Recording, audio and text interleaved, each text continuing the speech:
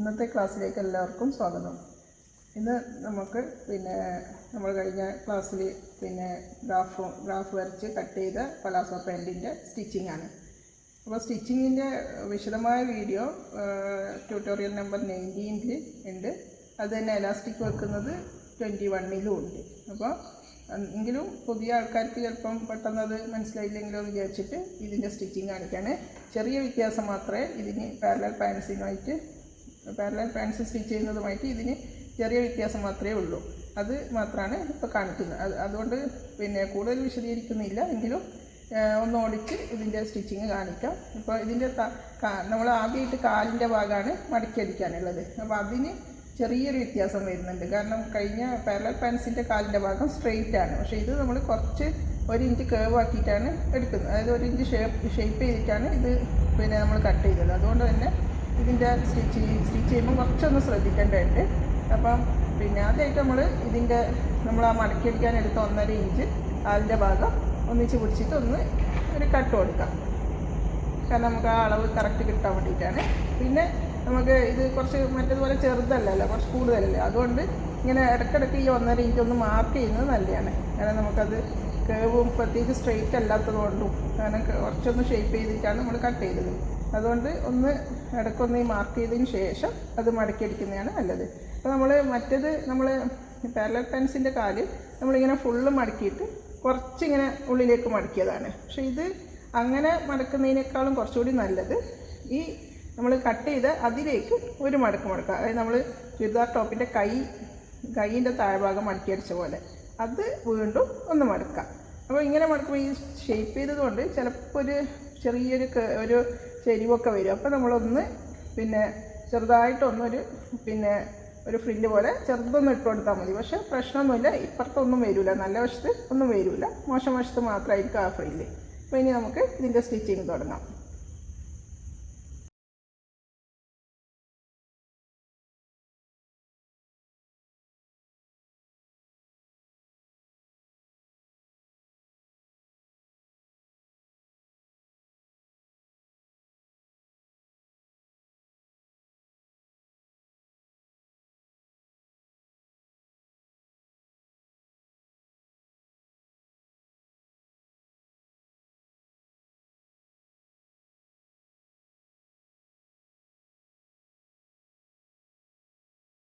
അപ്പോൾ ഇനി നമുക്കിതിനെ ഈ കാലിൻ്റെ സൈഡ് അടിക്കേണ്ടതാണ്. അതായത് ഇപ്പോൾ നല്ല വശം അകത്താക്കിയിട്ട് നമ്മൾ രണ്ടായി മടക്കി എന്നിട്ട് നമ്മൾ സ്റ്റിച്ചിങ്ങിന് എത്രയാണ് വിട്ടത്, അടിയോ 1 ഇഞ്ചോ എത്ര വിട്ട ആ ഒരു അളവ് നമ്മൾ മടക്കിയടിക്കാം. പക്ഷേ ഇവിടെ 1 ഇഞ്ചാണെങ്കിലും ലാസ്റ്റ് എത്തുമ്പോഴത്തേക്ക് 1/2 ഇഞ്ച് തന്നെ ആവണം. അത് ഞാൻ മറ്റേ പാൻസ് സ്റ്റിച്ച് ചെയ്യുന്നതിൽ വിശദമായി പറഞ്ഞിട്ടുണ്ട്.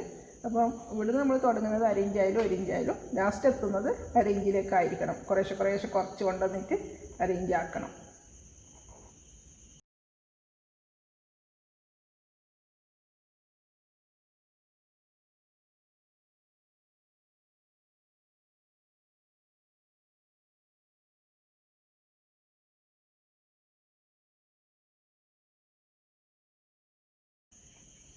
അപ്പോൾ ഇത് നമ്മൾ അടിച്ച് അറ്റത്തെത്തിയപ്പോൾ വീണ്ടും തിരിച്ച് അതേ സ്ഥലത്തേക്ക് തന്നെ താഴേക്ക് അടിച്ച്, അതായത് 2 സ്റ്റിച്ച് വേണം ഈ അത് സൈഡ് അടിക്കുന്നതിന്.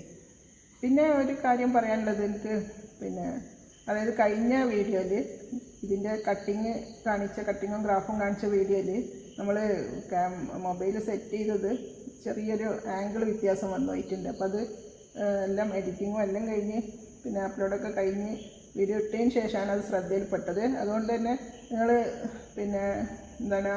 ഞാൻ തുണിയിലൊക്കെ ലൈൻ വരക്കുമ്പോൾ ഒരു ചെരിഞ്ഞ് വരക്കുന്ന പോലെയാണ് അതിൽ കാണുന്നത്. സ്ട്രെയിറ്റ് ലൈൻസൊക്കെ ചെരിഞ്ഞിട്ടാണ് അതിൽ കാണുന്നത്. അപ്പോൾ അത് നിങ്ങൾ ഗ്രാഫ് കണ്ടതുകൊണ്ട് നിങ്ങൾക്കത് മനസ്സിലായിട്ടുണ്ടാവുമെന്ന് കരുതുന്നു. എങ്കിലും ആർക്കെങ്കിലും ഒരു കൺഫ്യൂഷൻ ഉണ്ടാവണ്ടെന്ന് വിചാരിച്ചിട്ട് അത് പറയാൻ. അതങ്ങനെ ആ ഒരു ആംഗിൾ എന്തോ ഒരു വ്യത്യാസം വന്നു, അത് ആദ്യം ശ്രദ്ധയിൽപ്പെട്ടില്ല.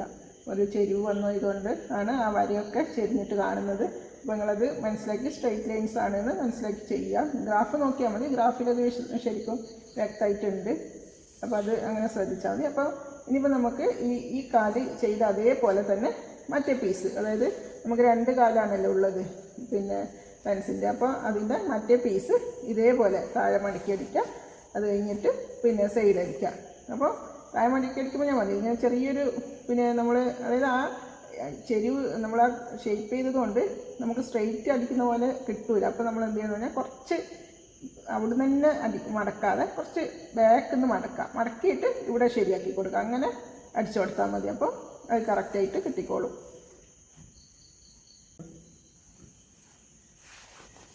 അപ്പോൾ നമുക്ക് ഇപ്പോൾ 2 പീസിൻ്റെയും അതായത് 2 കാലിൻ്റെയും താഴെ ഭാഗം മടക്കി അടിച്ച് പിന്നെ അതിൻ്റെ അരികും ജോയിൻ ചെയ്തു. ഇനിയിപ്പോൾ നമുക്ക് ഈ 2 പീസും കൂടി ഒന്നിച്ചാക്കണം. അതായത് ഈ നമ്മൾ ക്രോച്ച് ലെങ്ത് ആയിട്ട് എടുത്ത് ഈ കേവാക്കി വരച്ച ഭാഗങ്ങളുണ്ടല്ലോ, ഇത് രണ്ടും ജോയിൻ്റ് ആക്കണം. അപ്പോൾ ഈ 2ൻ്റെയും നിവർത്തി വെക്കാം. അപ്പോൾ ഇത് ഈ ഒരു പീസിൻ്റെത് നിവർത്തി വെക്കാം. അതിൻ്റെ നല്ല വശവും ടച്ച് ചെയ്യുന്ന വിധത്തിൽ മറ്റേ പീസും ഇതിന് കറക്റ്റായിട്ട് വെച്ചെടുക്കുക. അപ്പോൾ നമ്മൾ ഈ അരികടിച്ച ജോയിൻ്റ് ഉണ്ടല്ലോ, ആ ജോയിൻ്റ് ഭാഗം ഒപ്പം നിൽക്കണം. രണ്ടും അങ്ങോട്ടും ഇങ്ങോട്ടും ആകാൻ പാടില്ല. കാരണം അതിന് വേണ്ടിയിട്ട് നമ്മൾ ആദ്യം നമ്മൾ തുടങ്ങുന്നത് ഈ ഒരു അറ്റത്തുനിന്നായിരിക്കും സ്റ്റിച്ച് ചെയ്യാൻ. പക്ഷേ പിന്നെ എന്താണ് ഈ ജോയിൻ്റ് വശം മാറിപ്പോവാതിരിക്കുക. കാരണം ഈ കേവായിട്ട് കട്ട് ചെയ്തല്ലോ, അപ്പോൾ ഇങ്ങനെ കുറച്ച് വലിയും. അപ്പം അളവ് മാറിപ്പോവാതിരിക്കാൻ വേണ്ടിയിട്ട് ഈ ഭാഗം നമ്മൾ ആദ്യം തന്നെ ഒന്ന് ഒരു സൂക്ഷ്മതയ്ക്ക് വേണ്ടിയിട്ട് ഒന്ന് പിൻ ചെയ്ത് വെക്കുന്നത് നല്ലതാണ്. അപ്പോൾ നമുക്കത് മാറിപ്പോവില്ല. അങ്ങനെ ഒന്ന് പിൻ ചെയ്ത് വെച്ചതിന് ശേഷം പിന്നെ നമുക്ക് ഈ അറ്റത്തുനിന്ന് അടിക്കാം. അപ്പോൾ ഈ അടിക്കുന്നത് ഇപ്പം ഞാനിത് എലാസ്റ്റിക് വെച്ചിട്ട് പിന്നെ മടക്കി അടിക്കാനാണ്, അതായത് ഇതിൻ്റെ വേസ്റ്റ് ഭാഗത്ത് എലാസ്റ്റിക് വെക്കാനാണ് ഉദ്ദേശിക്കുന്നത്. അപ്പോൾ നിങ്ങൾക്ക് ഇനിയിപ്പോൾ എലാസ്റ്റിക് വേണ്ട, വള്ളി മതിയെങ്കിൽ വള്ളി ഇട്ടിട്ടും ചെയ്യാം, പിന്നെ കുഴപ്പമൊന്നുമില്ല. എങ്കിൽ എലാസ്റ്റിക്കാണ് ബെറ്റർ.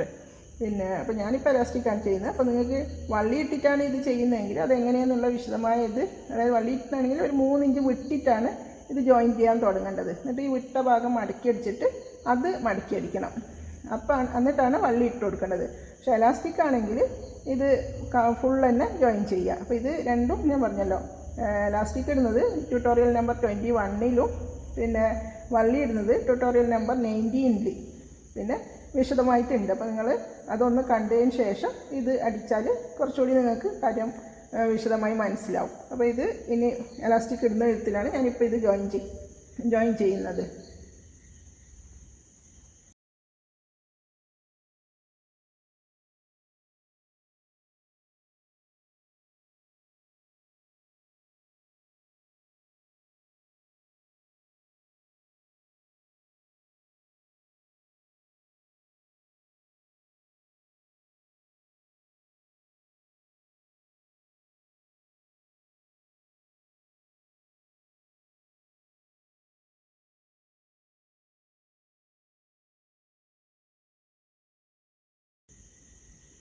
അപ്പം ഇത് രണ്ടും, അതായത് 2 ഈ ക്രോച്ച് ലെങ്ത്ത് ഭാഗവും 2 പീസിൻ്റെ അതായത് 2 കാലിൻ്റെയും ഒന്നിച്ച് ജോയിൻ ചെയ്തു. അതായത് ഇപ്പം ഈ അറ്റം മുതൽ ഇങ്ങനെ പോയി ഈ അറ്റം വരെ അടിച്ച് അത് തിരിച്ച് വീണ്ടും വന്നു. അത് 2 സ്റ്റിച്ച് 1/2 ഇഞ്ച് വിട്ടിട്ടാണ് ഇത് അടിക്കേണ്ടത്.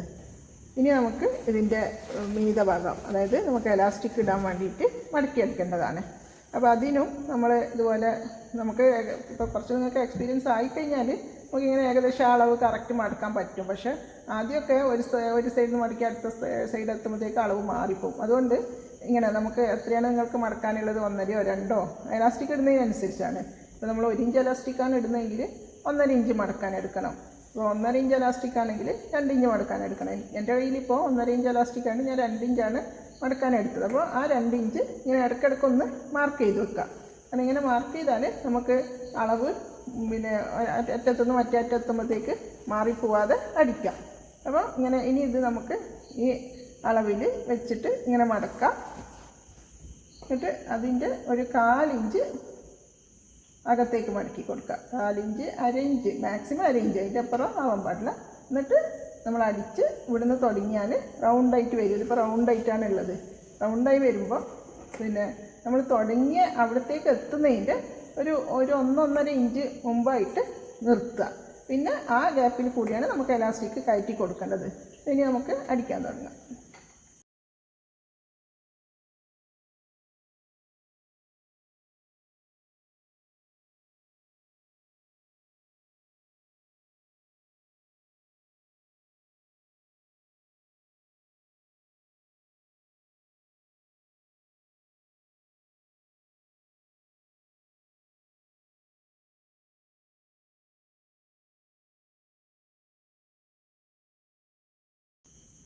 പിന്നെ ഇതിൻ്റെ ഇടയിൽ കൂടി നമുക്ക് എലാസ്റ്റിക്, അതായത് ഈ നമ്മൾ കുറച്ച് വിട്ട ഗ്യാപ്പ് ഉണ്ടല്ലോ, ഈ ഗ്യാപ്പിൽ കൂടിയാണ് എലാസ്റ്റിക് കയറ്റി കൊടുക്കേണ്ടത്. അപ്പോൾ നമുക്ക് ഇങ്ങനെ തന്നെ കയറ്റുമ്പോൾ കുറച്ച് ടൈറ്റ് നിൽക്കും. അപ്പോൾ അതുകൊണ്ട് ഇതൊന്ന് മടക്കിയിട്ട് ഒരു സേഫ്റ്റി പിൻ കുത്തിയിട്ട് നമുക്ക് കയറ്റി കൊടുക്കാം.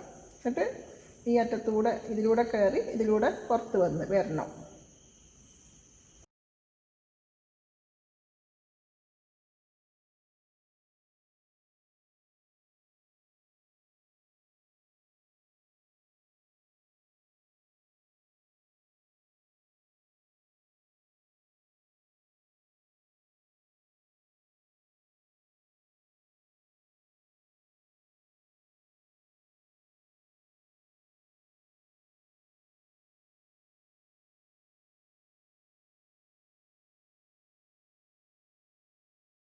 അപ്പോൾ എലാസ്റ്റിക് നമ്മൾ കോർത്ത് ഒരു സൈഡ് കൂടി കയറ്റി മറ്റേ സൈഡ് കൂടി പുറത്തേക്ക് കൊണ്ടുവന്ന്, എന്നിട്ട് ഇങ്ങനെ വെച്ചിട്ടായിരിക്കണം ഇത് ജോയിൻ ചെയ്യുന്നത്. കാരണം രണ്ടും കൂടി ഇങ്ങനെ വെച്ചിട്ടടിക്കുമ്പോൾ ഇതിങ്ങനെ കട്ടിയായിട്ട് നിൽക്കും. അപ്പോൾ ഒന്നിൻ്റെ മീതെ ഒന്നായിട്ട് വെച്ചിട്ട് സിഗ്സാഗ് ഉള്ള മെഷീനാണെങ്കിൽ സിഗ്സാഗ് ഇട്ടിട്ട് ഒരു 4-5 പ്രാവശ്യം അടിക്കുക, ഇല്ലെങ്കിൽ സാധാ സ്റ്റിച്ചിൽ ഒരു 4-5 പ്രാവശ്യം അടിച്ച് ഇത് ജോയിൻ ചെയ്യുക. അതിന് ശേഷം ഇതിൻ്റെ അകത്തേക്ക് ആക്കിയിട്ട് പിന്നെ നമുക്ക് ആ ഗ്യാപ്പ് ഫില്ല് ചെയ്ത് കൊടുക്കണം.